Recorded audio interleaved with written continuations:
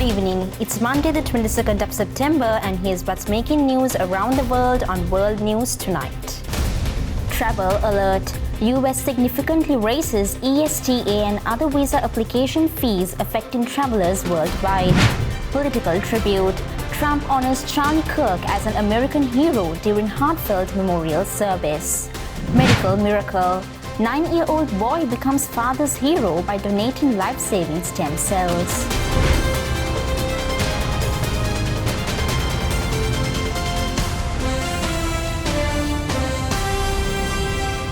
From Colombo, this is World News Tonight with Prithika Sivakumar. Good evening once again. The Trump administration has announced a near doubling of the ESTA application fee to $40, effective September 30th. This move follows last week's implementation of a $100,000 one-time fee for new H-1B visa applications, raising concerns among foreign workers, companies, and travelers about increased cost and potential disruptions. The United States is moving to significantly raise visa-related fees, sparking concern among foreign workers, companies, and travelers alike. The fee for the Electronic System for Travel Authorization, or ESTA, which allows short-term visits of up to 90 days under the Visa Waiver Program, will nearly double.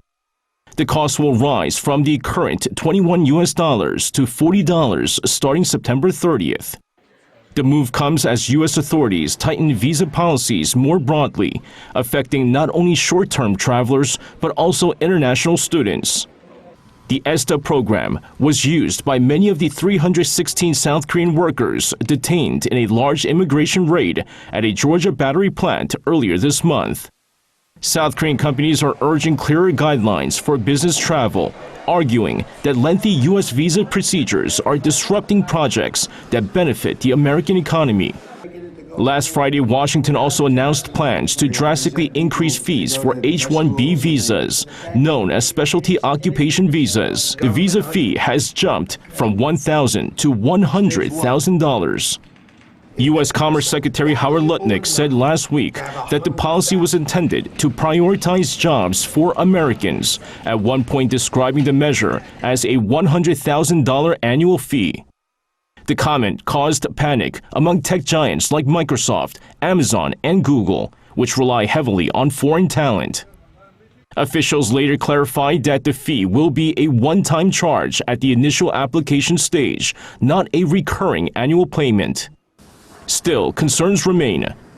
H-1B visas are widely used in IT, medicine, and life sciences, and more than 70% of recipients are Indian nationals. For South Koreans, roughly 2,000 H-1B visas are issued each year. Seoul's foreign ministry says it is reviewing the potential impact of the U.S. changes on Korean workers and companies and will continue communication with Washington. The Taliban has firmly rejected U.S. President Donald Trump's demand to return control of Bahram Air Base, emphasizing Afghanistan's sovereignty. Trump's assertion that bad things would happen if the base isn't returned has escalated tensions, with Afghan officials opposing any renewed U.S. military presence. In response to President Trump's demand, the Taliban reiterated Afghanistan's commitment to its independence and territorial integrity. They emphasized that any discussions should respect Afghan sovereignty and exclude the return of U.S. troops. This stance underscores the Taliban's resistance to foreign military presence on Afghan soil. Bagram Air Base, once the largest U.S. military facility in Afghanistan, holds significant strategic value due to its proximity to key regions, including China's nuclear facilities. The base's 11,800-foot runway was a critical asset for U.S. operations during the two-decade war. Its current status remains a point of contention. Analysts warn that any attempt by the U.S. to retake Bagram could resemble a full-scale reinvasion, necessitating substantial military resources and potentially leading to increased regional instability. Such actions could also strain diplomatic relations and complicate efforts to address ongoing security concerns in Afghanistan. Super Typhoon Ragusa has made landfall in the Philippines' northern Cagayan province, packing wind gusts of up to 230 kilometers per hour.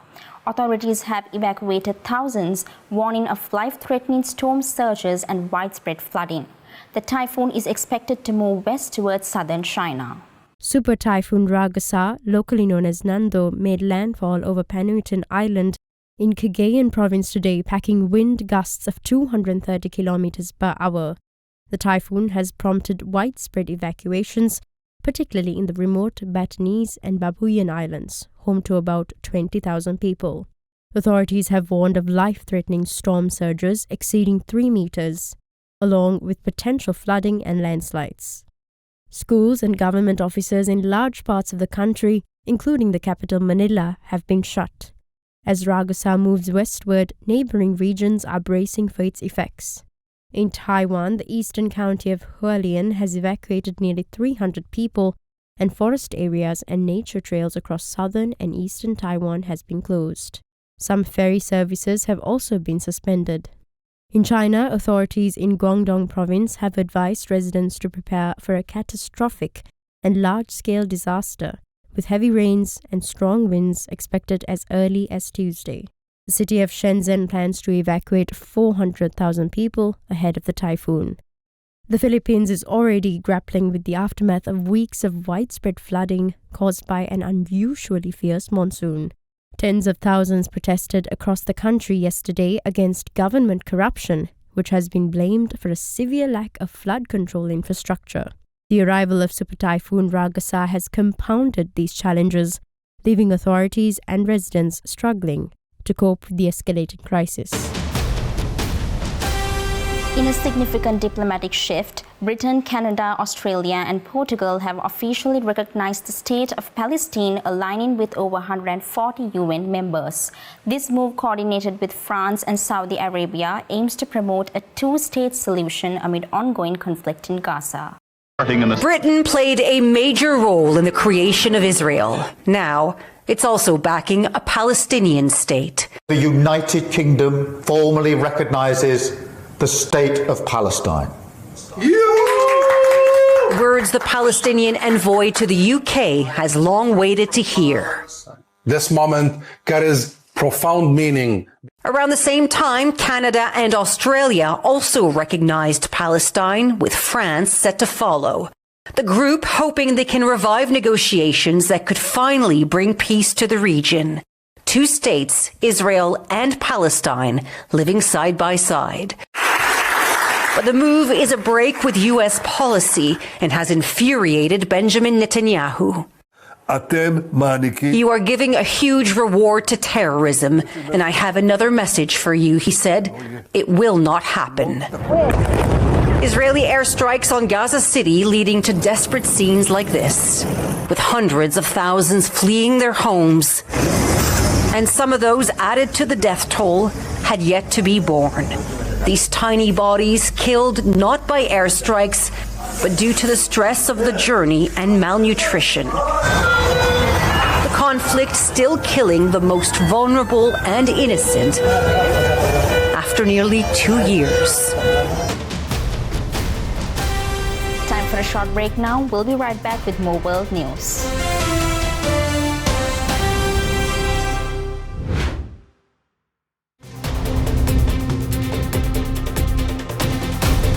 Welcome back.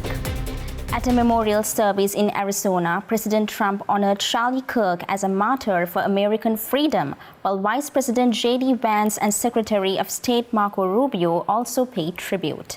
Erica Kirk, Charlie's widow and new CEO of Turning Point USA, forgave her husband's killer, citing Christian teachings. An emotional entrance as Charlie Kirk's wife took to the stage at his memorial service.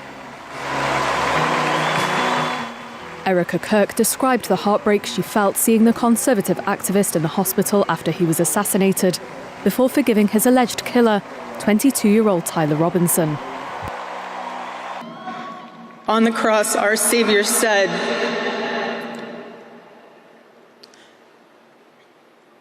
"Father, forgive them, for they not know what they do." That man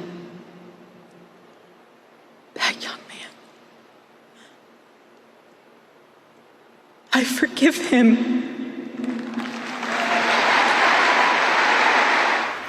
The 36-year-old stated she was honoured to be the new CEO of Turning Point USA, the conservative youth advocacy organisation founded by her late husband, and vowed to press on with the campus events that he had mounted.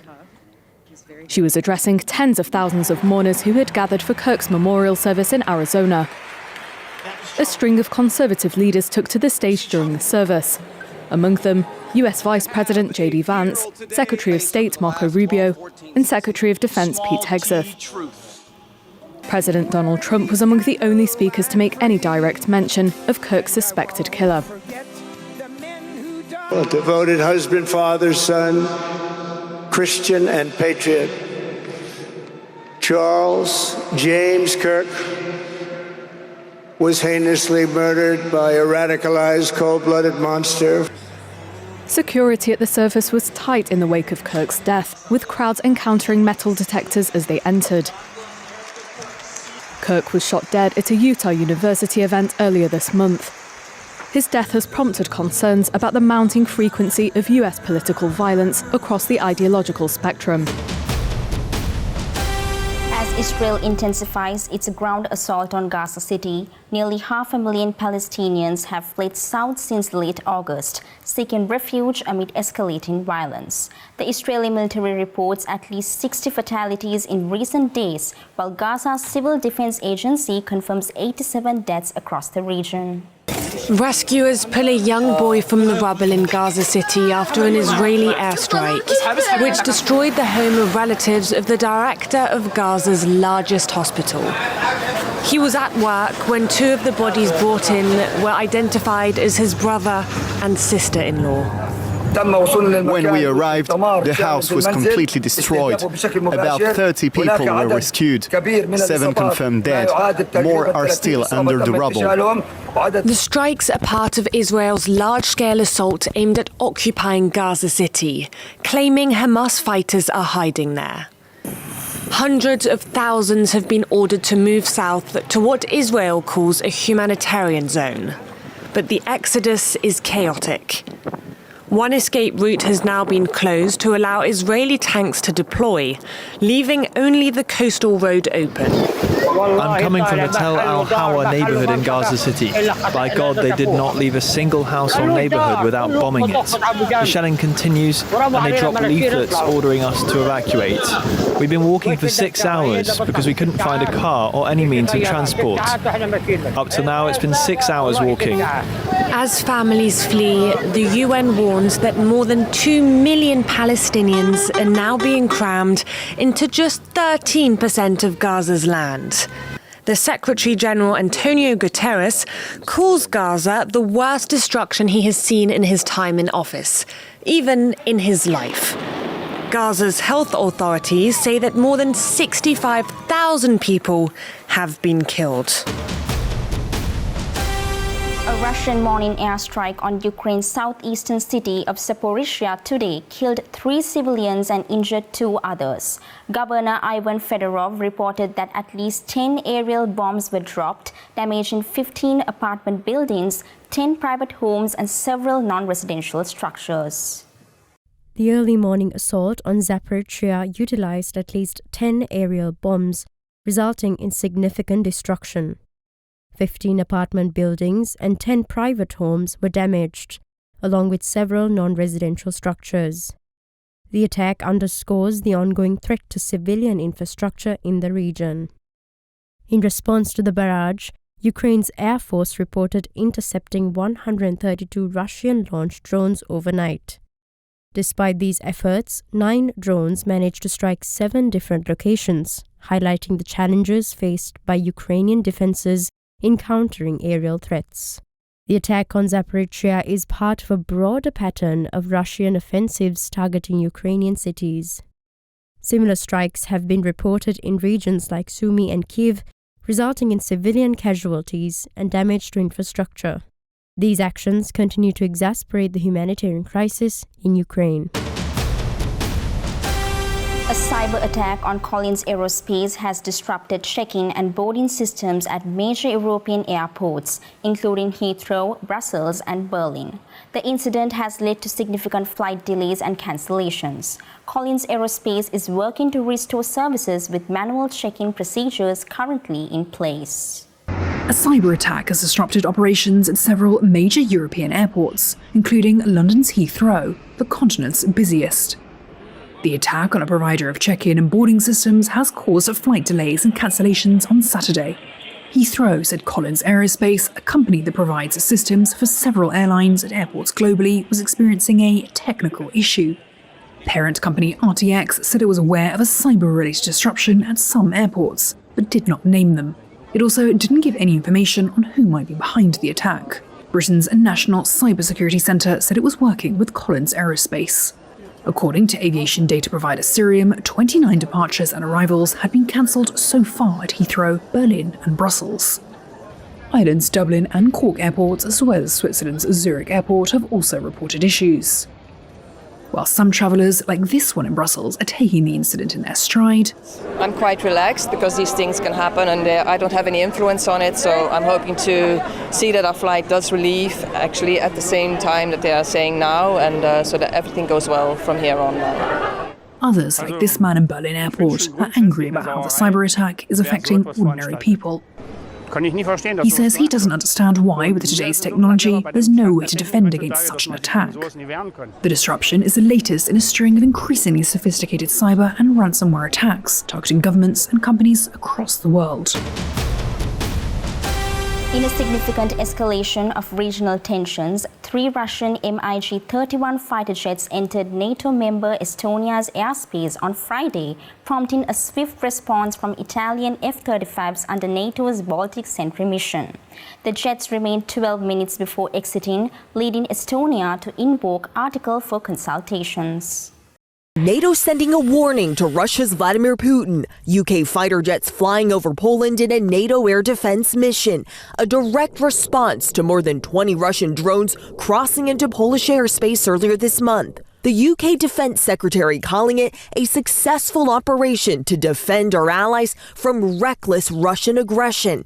And just days ago, 3 Russian fighter jets accused of violating Estonia's airspace, flying for about 12 minutes over NATO territory. NATO scrambling jets to intercept. EU's foreign policy chief blasting it as an extremely dangerous provocation, warning that Putin is testing the West's resolve. The president asked about the Friday incursion. I don't love it. I don't love it when that happens. It could be big trouble. Over the weekend, Russia launching massive attacks across Ukraine, a barrage of drones and missiles. The White House says Putin promised Trump he would sit down with Zelensky during their meeting in Alaska last month, but that hasn't happened. They hate each other to a level that you wouldn't believe, so they're having a little bit of a problem with that. Let's go in for a short commercial break. More world news coming right after this.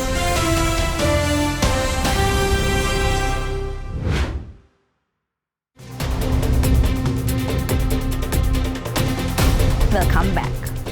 Amid rising student debt concerns, Gen Z is increasingly turning to trade schools for stable careers. This shift is driven by the desire to avoid the financial burdens of college education.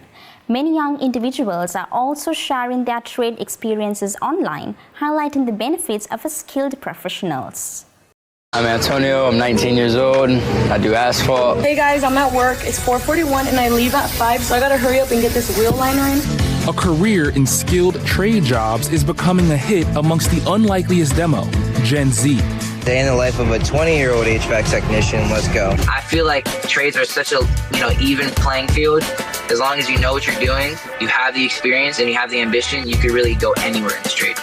18 to 28-year-old electricians, plumbers, HVAC techs, and more are increasingly choosing careers where they have to learn a hard skill and use their hands.